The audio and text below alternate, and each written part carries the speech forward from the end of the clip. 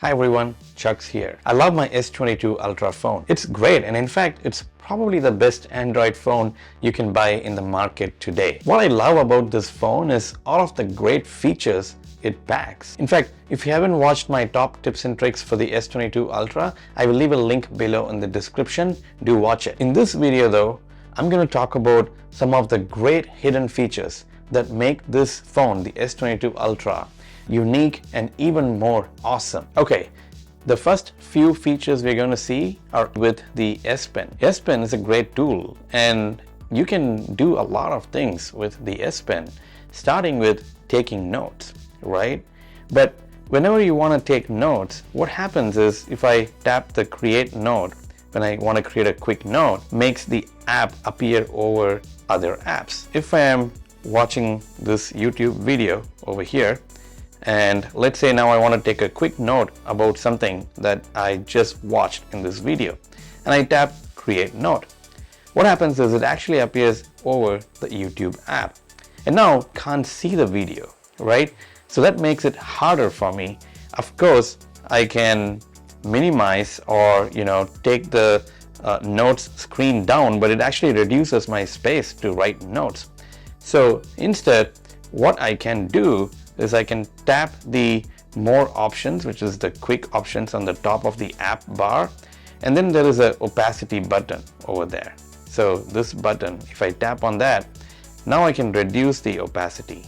So now I can see the video or see the app that is behind this notes app, and now I can write notes, right? Because I'm actually seeing the thing behind it, and if I am playing the video, I can see and write the notes, right?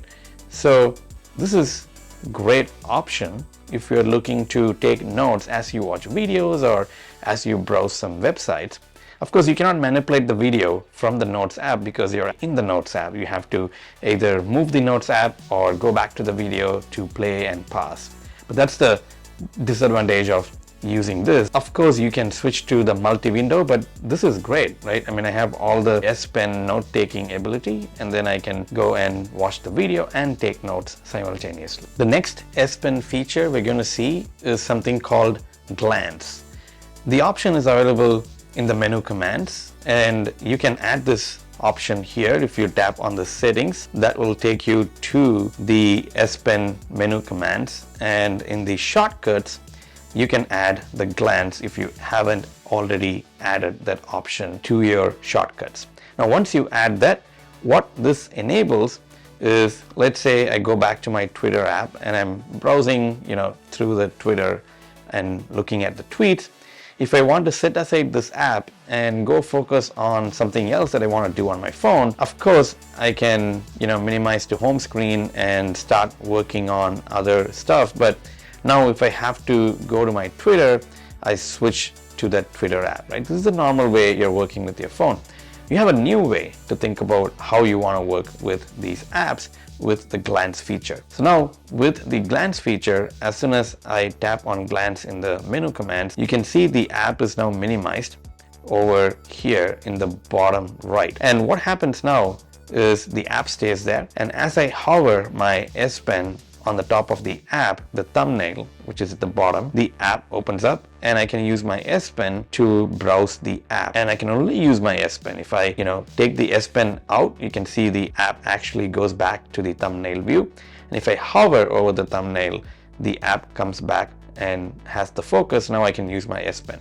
So basically you're using the S Pen as a way to set aside some apps and then browse the app as you hover and when you need it. Now, of course, if you want to remove this glance thumbnail, you can just drag and then drop it in the remove bucket, and then that will remove the glanced app. This next S Pen feature is something I really like. It actually helps me when I'm sending some pictures and I want to blur out certain portions of the picture, right? It happens all the time with us when we want to send or share something in the social media. Let's say I'm going to take a screenshot of this particular tweet. And now, let's say I don't want to have the username and the profile picture show up to everybody. I want to, let's say, blur that. I can easily do that now. I can tap on the pen brush icon, and then if I select my pen brush, you can see that I have a blur tool available for me, the blur brush. So now I can increase the thickness of that brush and also choose either circle or what type of blur I want to create. And now I can go and basically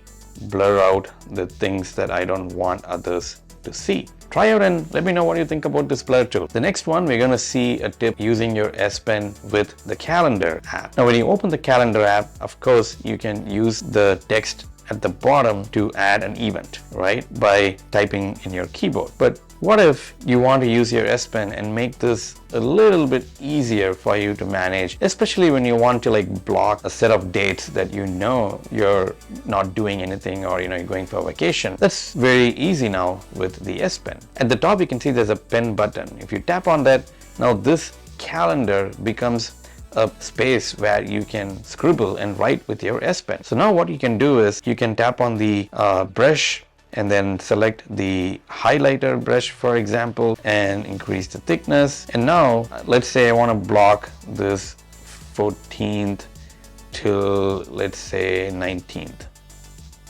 Right, so I'm going to block that. Now I'm going to change my brush and a little bit thickness. That's good. And let's say I'm going to write vacation. Awesome, right? So now I can actually like write on my calendar. So let me go back and select the highlighter, select a different color, and then come back here and let's say we use these 3 dates, and now I can write on top of that as well to say fold for weekend. So now I can just tap on save, and then that will be saved. So now if I go back to my calendar, you can always see what I wrote with my pen. The next one is a cool wallpaper tip. Now in your lock screen, you can always set a static image, right, a photo as your wallpaper, like what I have here. But what you can do with your Samsung phone, and not just the S22 Ultra, is actually set a video, a small video, as the wallpaper for your lock screen. Let me show you. Here's one of the videos, right? What if I wanted to have this in my lock screen? Well, you can do that. Just tap on more options and then set as wallpaper. And then now you get the option to set as lock screen or call background. Hey, that's neat. So when you get a call, you can have this wallpaper come as that call's background. But let's select the lock screen. So now it actually previews the video wallpaper right there, so I can set on lock screen. And now if I turn on my lock screen, you can see the video is right there. Now of course you can download a lot of videos from the internet. If you go to pixels.com, you can actually search for video wallpapers and you get a lot of short duration wallpapers, and you can just download them for free and then use it as your lock screen wallpaper. Okay, while we are here, notice my address bar is at the bottom. Usually the address bar is at the top. Now, yes, Apple did this change in their Safari browser in the iPhone and the iOS 15, but it actually helps a lot given that how tall this S22 Ultra and even the S22 phone is, right? Now I have my thumb right here and I can just tap on the address bar to navigate to different sites. So this is a setting that you can change. If you go to your Samsung Internet browser, which is the app, and then tap on settings and then tap on layout and menus, and now you have the address bar position available here, which you can change to the top or to the bottom. Now I like the bottom, so I've selected that. And once you do that change, your address bar will be at the bottom. Okay, the next few tips are going to be in the Gallery app. I love the Samsung Gallery app. It has a lot of options to edit photos. Of course, Google Photos is great, but the Samsung Gallery app is also very powerful.